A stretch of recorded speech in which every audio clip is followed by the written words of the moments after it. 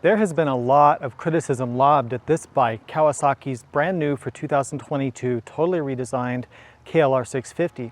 And the criticism goes something like this.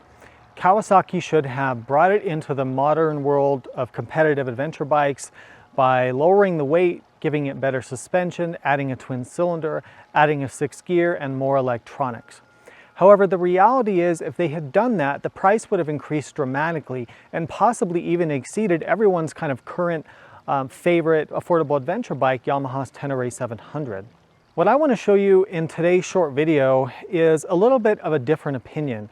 I want to show you the changes that Kawasaki has made to the new KLR, because when you read the press materials, when you watch some of the press launch videos from the other journalists out there, you don't quite get the full picture of all the changes that Kawasaki did to this and how they add up to really make it a much better motorcycle for the way the average person is going to use it.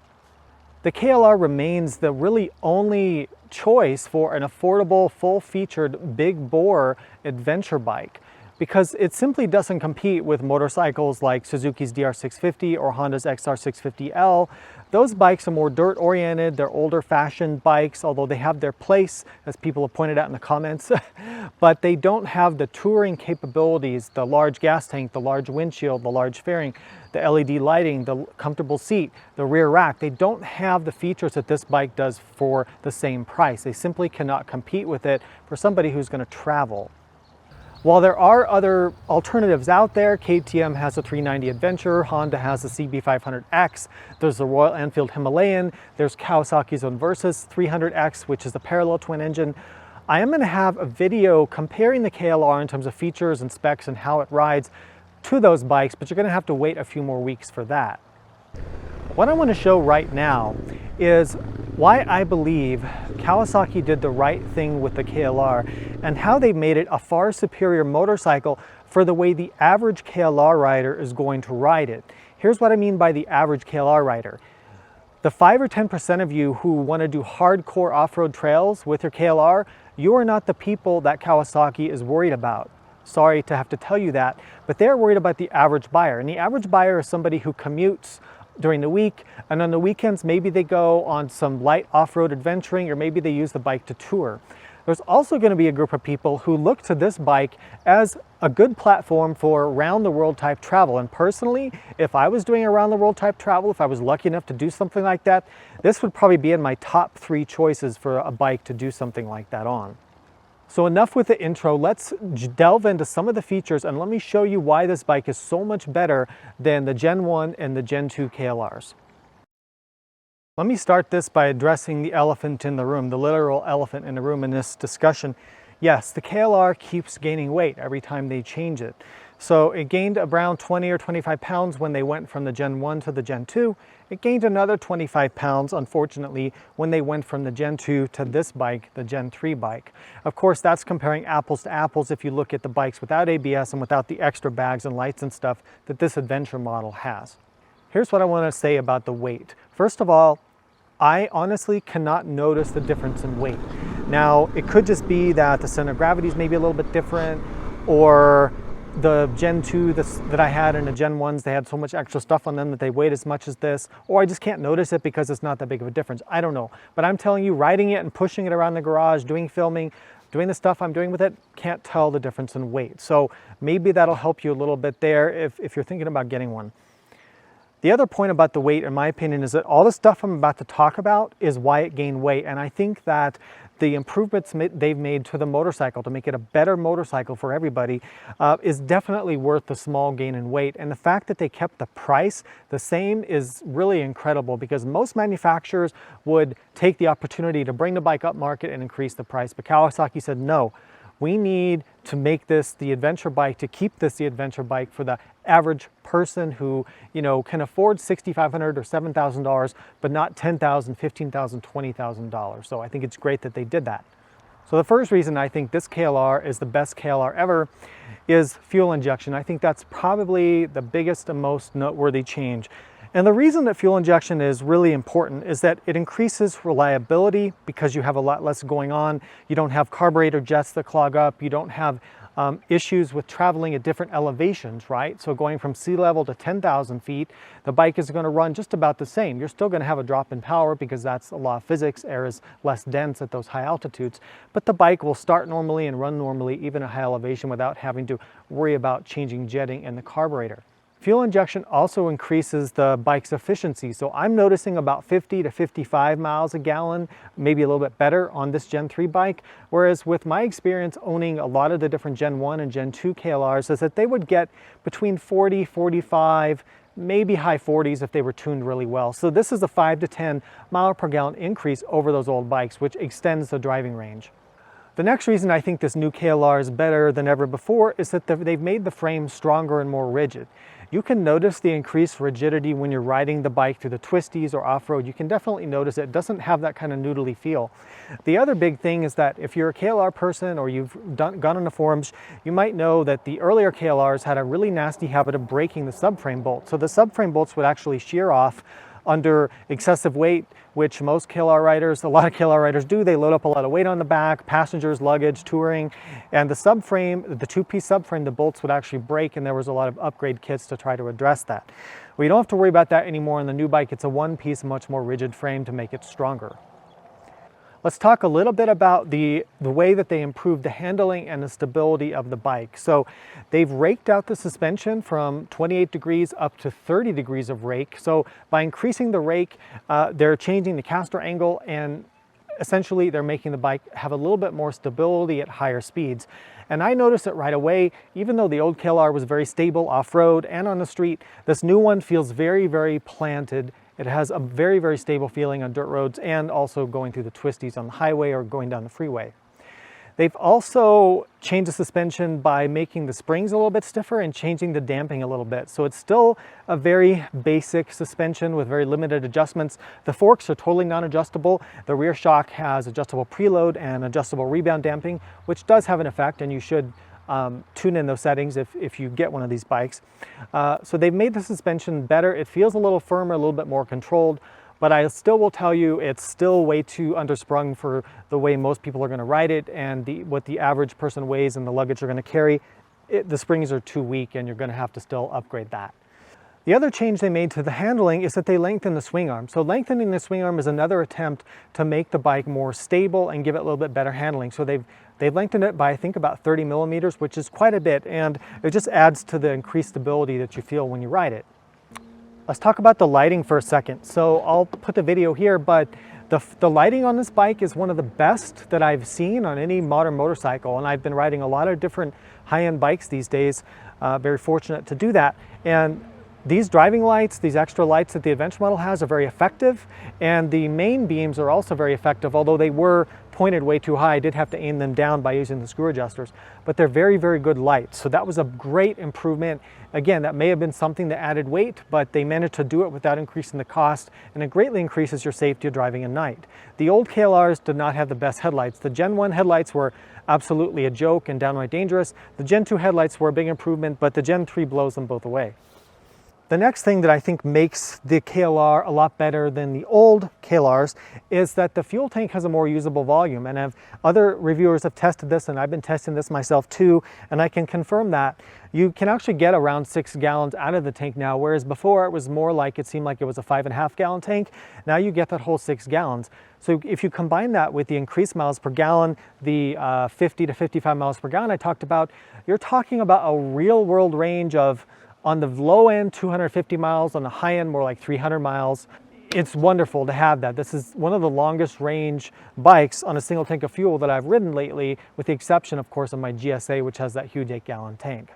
Another thing that really no one else talked about is they've changed the way the battery is positioned. So when you take off the side panel over here, and I'll put a video of this here, it's easier to get to the battery terminals because they mounted it like lengthwise in the bike instead of having to pull it out. They've also upgraded the battery to be a maintenance-free battery. So on the old KLRs, a lot of people would spill the water out or the acid out when they tipped it over, or they would never check it and the battery would go dry and it would die and they wouldn't be able to start their bike. Now you don't have to worry about that. So hopefully it'll give you a nice long life and you never have to open it and add water to it. Moving around to the front of the bike, let's talk about the wind protection. So a lot of KLR riders use their bike for long distance touring, and it's a good bike for that, surprisingly. The windshield on the Gen 3 is vastly superior to either the Gen 2 or the Gen 1. And again, I know from experience because I have a lot of miles on those older KLRs. They've made the whole fairing wider and more effective, more aerodynamic. They've put a very aerodynamic and nice looking windshield, which I personally find is better in the high position than the low position. I have it in a high position here. This spoiler is not stock. I just am testing this right now and it is very effective. It's a Puig clip-on spoiler, the medium size, if you're interested, because I know people will ask. Makes the wind protection on this bike with the spoiler like as good as my GSA. But even without the spoiler in the stock form, the wind protection is very, very good with minimal buffeting, and that's wearing a dual sport helmet. So good job, Kawasaki, on finally figuring out the aerodynamics a little bit better. All right, coming down here, there's a couple things I want to talk about. They've increased the size of the axle, so the axle diameters are wider, so that for more stability, more rigidity. Let's talk about the brakes. The brakes were a very sore point for previous KLRs, especially the Gen 1s, which had downright dangerous brakes because they were so bad. They've put on a larger rotor, so they've gone up to a 300 millimeter rotor on the Gen 3, which is better. They've also, on the rear brake, they've changed the piston, or not the piston, sorry, the caliper, and they've also made the rotor thicker for better heat dissipation, I guess, or better strength. So overall, the changes that they made to the brakes are a noticeable improvement from the Gen 2. They're still not great, to be honest, but they're at least like acceptable. They still feel a bit wooden, they're still a bit spongy, but they're okay. I think you could get by. If you were riding two up with a passenger a lot, you might want to consider some sort of braking upgrade still. Let's talk about what they did to improve some of the other comfort abilities of the bike. So they've put rubber mounting on the foot pegs. They've also rubber mounted the handlebars. So what they're doing there, and it's working because I've been riding this, it's definitely smoother than the Gen 2s. They're reducing the vibration that the engine transmits to the rider. So the rubber mounts on the foot pegs isolate your feet and legs from the vibrations from the single cylinder, and the rubber mounted handlebars from your arms and your upper body. And they do a good job at doing that. In terms of the seat here, they've made the seat wider, they've changed the shape, they've changed the padding, and it's one of the most comfortable stock seats that I've experienced on any modern motorcycle. So good job there, Kawasaki, with the seat. And this is the bike that I would not hesitate to take off for a cross-country trip. There's a few more changes that you can't really see from the outside. One of the other big upgrades that they've done to separate it from the old KLRs, they've increased the alternator or the stator, the charging capacity, the electrical capacity of the bike from 18 to 26 amps. What they're saying is that even if you're running all the lights and stuff that the bike comes with, you still have about 80 watts left over to power things like heated grips or heated vests, heated riding gear, whatever you want to use. So that's a great improvement from the old bike. Another thing that you can't see but you will experience when you ride is that they've made the transmission, they've revised the internals of the transmission and also the clutch. And one of the first things I noticed when riding this Gen 3 for the first time was that it shifts a lot smoother, like dramatically smoother shifting, and no more sort of misshifts or false neutrals that I experienced a lot on the older KLRs. So good job there. Even though it's still a 5-speed, they've made the transmission a lot smoother. One other thing they've done that you can't really see, and honestly it's a little bit hard to feel, but they've changed the cam profiles. And in order to get a little more mid-range power. So combined with the fuel injection and the slightly different cams, the bike has a little bit better acceleration, but you'd kind of be hard-pressed to tell. It still feels kind of like the same old KLR acceleration, which is to say pretty slow. Another thing I'd be remiss if I didn't mention is that you can now get the KLR with ABS. For an extra $300 and an extra 4 pounds in weight, which I think is a small price to pay for the safety of ABS, you can add ABS to your KLR. The downside is that it doesn't have an off switch. But if you want to learn more about the ABS on the KLR and how you can disable it, go watch my video, which I'll link here in the card and down in the description about the ABS system on the KLR650. My vote is that I would 100% only get the KLR with ABS because it's a huge safety improvement for riding on the road. So my argument is, and let me know if you disagree with me down below in the comments, my argument is that Kawasaki has done a good job of realizing how the average KLR rider uses their bike and have catered the improvements to them. And I think that's, obviously the smart business decision and the smart decision that's going to benefit the riders who actually buy these things. So while initially I think a lot of us were underwhelmed when they came out with the revised specs and the improvements to the bike, I think after some of us have spent more time riding it, more time looking at it and appreciating what they've done, we really can understand that, you know what, Kawasaki kind of gets it, like how people are using it, touring, commuting, light off-road riding, round the world trips, that they've really tried to improve the bike for the next 5, 10, 15 years for those kinds of riders. Did they make it a better dirt bike? No, absolutely not. I would argue its off-road capabilities they haven't gone down from the Gen 1 or the Gen 2, but they haven't improved it either. And like I said, I couldn't notice the extra weight, although your mileage may vary on that. Are there issues with the KLR? Yeah, there's quite a few actually, and we're gonna have videos covering that, so please subscribe if you haven't already. But just to make it brief, the doohickey, which is the counterbalancer tensioner system, is still a problem. It's still not going to be able to properly tension the counterbalancer chain, and I have detailed videos about that. Oil consumption is still a potential issue because they still have a really bad piston design for oil control, which I have a video, either it's already been published or publishing very soon about that, so stay tuned. And the suspension, like I mentioned, is very, very soft, which leads you to bottoming off-road a lot. But if you're riding mostly on the street or commuting, or you're not charging that hard off-road through dips and ruts and things like that, then you might not have a problem with the suspension spring rate. So I think, to sum up, the KLR is not intended to compete with the more expensive, more powerful adventure bikes. It's designed to be the everyman's adventure bike. And you know what, maybe the truth is, maybe it's not even an adventure bike in the way that those other bikes are. It doesn't have the level of performance. So what? It's still an incredibly utilitarian, comfortable motorcycle that is going to carry people from everything, their daily commute, to round the world adventures, to riding backcountry discovery routes, whatever it might be, and they're going to get it done. And you can go anywhere on this that you could on your KTM 890, your Yamaha T7, your whatever, fill in the blank fancy adventure bike. You're gonna go anywhere that those people can on this bike. You're just gonna be going a little bit slower, but you know what? At the end of the day, you might have the last laugh, because by slowing down, you might get to see more of the scenery and just enjoy riding a little bit more instead of always having to, try to go as fast as possible. So there's a lot to be said for the KLR. I think they did a great job in updating it. It's not without its weaknesses, which we're gonna talk about very soon.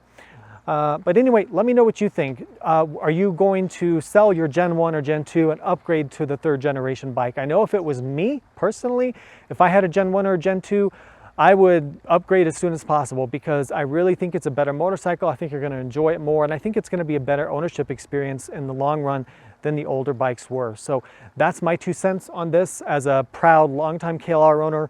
And will I have a Gen 3 in my garage as my personal bike? I don't know. My friends think that I might because they know me, but I'm not sure. I have a lot of bikes right now. We'll have to find out later. But thanks again for watching. Thanks for your support. Please subscribe, consider Patreon support, leave a comment, hit the thumbs up, and thank you. We're right around 50,000 subscribers, and maybe we already passed it when this is going out. I never thought I'd be here, but I appreciate it. Please ride safe, and we'll see you in a few days. We'll see you out on the trail. So we already have our first zip tie incident on the KLR. So Brandon, what's happening? The handguard already fell off. So we've been riding for half an hour. So and as you can see, there's no bolt here, yet there's one here on the left. So yeah, I just tightened that one because that was halfway out, and then I noticed this one was gone. If the massive 34 horsepower has managed to work this loose, but there you go. Can you please fix my KLR, please? No. Zip tie is the only approved fix for this problem. Wonder what else is rattled out.